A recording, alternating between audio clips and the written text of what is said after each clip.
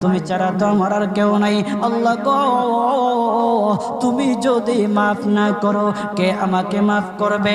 তুমি যদি মাফ না করো কে আমাকে মাফ করবে? তুমি যদি আমাকে মাফ করো তাহলে তোমার কোনো দিকে কমবে না, তুমি যদি আমাকে মাফ না করো তোমার কোনো দিকে বাড়বে না।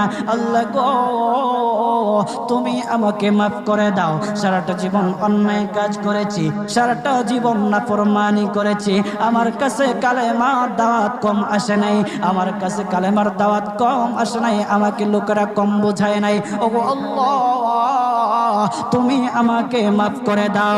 মাফ না করলে কোথায় যাব, কার কাছে যাব?